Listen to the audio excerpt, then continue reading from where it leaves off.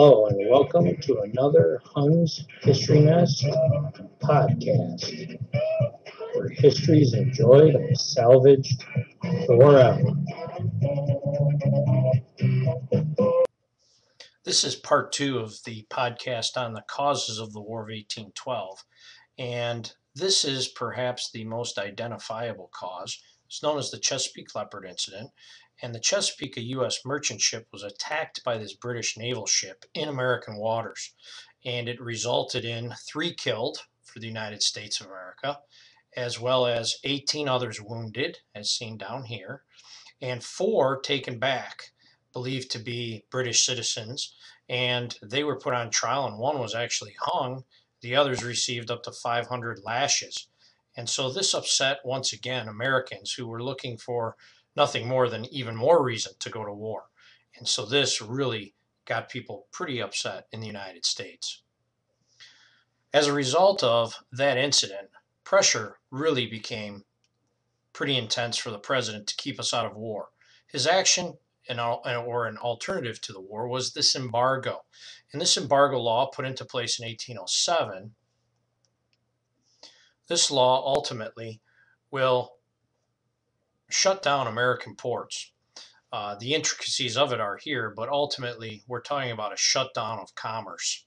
And while this is going to, of course, hurt Great Britain financially, it's also going to hurt the New England states in America. And this is because their economy is based upon trade with Great Britain.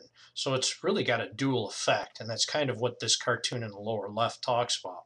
Now, Jefferson ultimately will acquire John Quincy Adams to assist him in getting this passed. Now, John Quincy Adams was a Federalist who's actually going to try to convince the other Federalists that this is a quality alternative to war.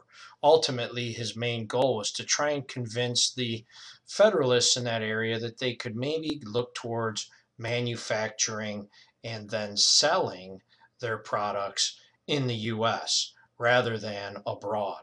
And so Thomas Jefferson's main effort was to, of course, have a self-sufficient economy.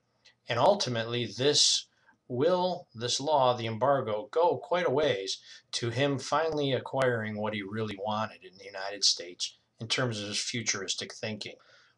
While Thomas Jefferson acquires his embargo of 1807 and helping him to further his ideas of our country, he's going to leave this to another president, because Thomas Jefferson will become the first president to actually use the George Washington idea in the farewell address to limit himself to 2 terms as president. And it's going to be James Madison who's going to be left to deal with the embargo full-hearted. James Madison will become president of the United States as a result of the presidential election of 1808, as seen here. Ultimately, though, he's going to have a hard time keeping the United States out of war. James Madison, while will turn out to be a fabulous president, he is not a Thomas Jefferson. He doesn't have that stature.